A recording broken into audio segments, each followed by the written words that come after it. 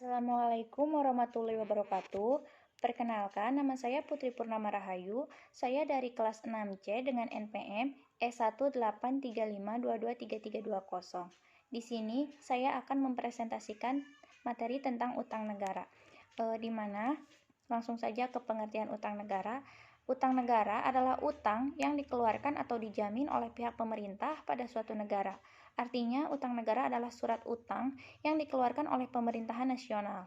Hal tersebut tentunya berbeda dengan municipal debt, yang mana utang tersebut dikeluarkan oleh pemerintah daerah.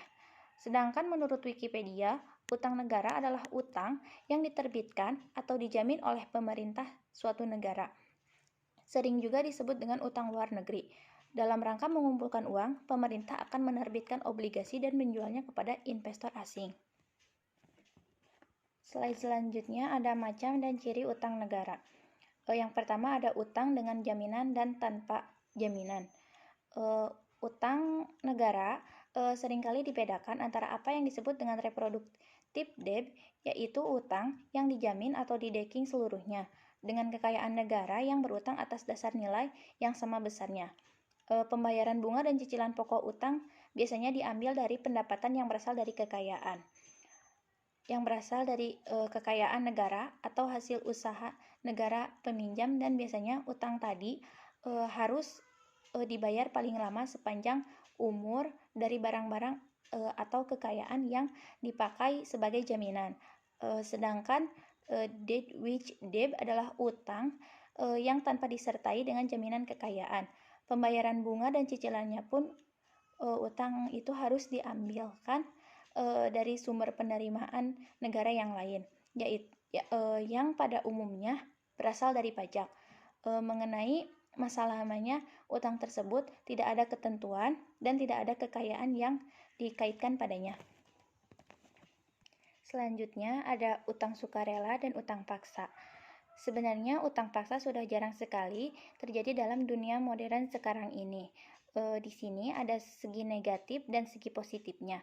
Untuk utang paksa, karena pengumpulannya dapat dipaksakan, maka jumlah yang dikumpulkan dapat lebih memuaskan. Sedangkan keuntungan utama dari utang sukarela bila dibandingkan dengan utang paksa adalah bahwa para pemberi utang bebas menyerahkan dananya, tergantung pada kemauan mereka sendiri. Namun jumlah yang dapat dikumpulkan oleh negara biasanya akan tidak begitu besar.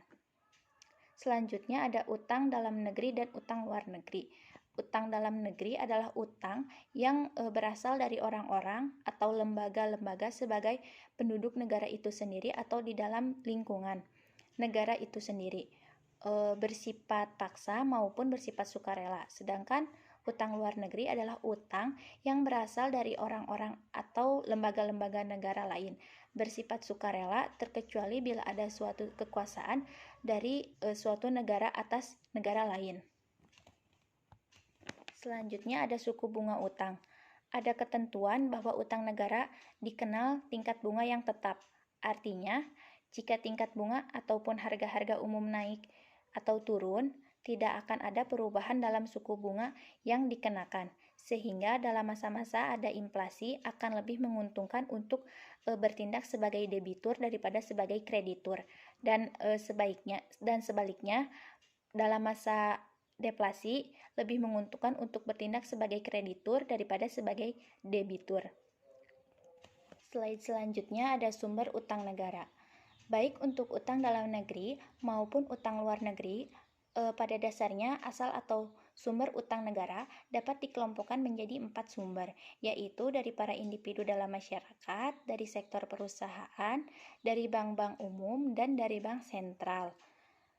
Langsung saja ke pembahasan berikutnya. Yang pertama ada para individu sebagai kreditur, di mana pemberian utang oleh para individu diantaranya dengan cara pembelian obligasi negara.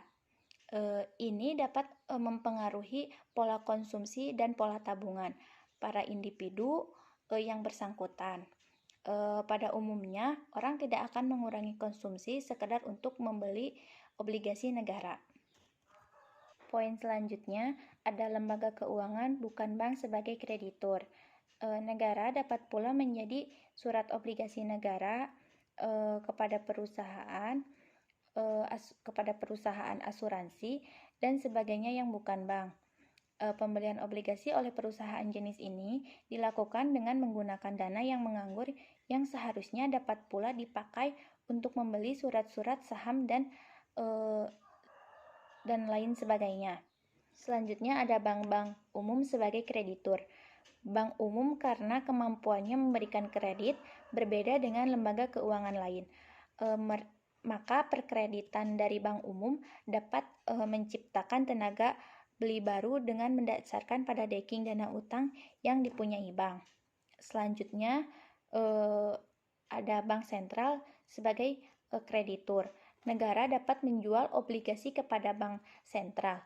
Tindakan ini juga menciptakan tenaga beli, seperti halnya bila negara menjual obligasi kepada bank umum, bank sentral membuka rekening negara dan seolah-olah negara mempunyai simpanan di bank sentral. Slide selanjutnya, beban dari utang negara. Mengenal beban dari utang negara ini, pembicaraannya hanya akan dihubungkan terhadap utang-utang dari dalam negeri dan utang-utang dari luar negeri atau internal debt dan external debt. Yang pertama, utang luar negeri. Beban utang itu dapat dibedakan menjadi beban dalam arti uang dan beban dalam arti real. Selama dalam jangka waktu tertentu, beban uang langsung dapat diukur dengan suatu jumlah pembayaran tertentu dalam bentuk uang, baik dalam pembayaran bunga maupun cicilan utang kepada negara kreditur. Sedangkan beban real langsung yaitu diderita negara peminjam berupa kerugian dalam bentuk kesejahteraan ekonomi yang hilang karena adanya pembayaran cicilan utang dan bunga dalam bentuk uang tadi. Selanjutnya ada utang dalam negeri. Masalah utang dalam negeri ini tidak menyangkut hubungan antara masyarakat debitur di suatu negara dengan para kreditur di negara-negara lain, melainkan hanya antara debitur dan kreditur di dalam suatu negara yang sama. Oleh karenanya, apa yang terjadi dalam hubungannya dengan utang dalam negeri ini hanya berupa pemindahan dana atau kekayaannya dalam masyarakat suatu negara. Slide selanjutnya ada masalah pengelolaan utang negara. Apabila kita berbicara mengenai kebijakan fiskal negara, biasanya berhubungan dengan masalah penerimaan negara, pengeluaran negara, utang negara beserta pengelolaannya. Di sini ada poin kemampuan membayar utang. Kemampuan membayar utang oleh negara perlu dipikirkan matang-matang. Meskipun secara teknis pengendalian utang negara telah sempurna, tetapi pencapaian tujuan pembangunan akan sia-sia, kecuali jika negara itu secara finansial benar-benar kuat, yaitu dengan penciptaan nasionalnya mampu memikul beban yang berupa pembayaran bunga utang dan cicilan utang.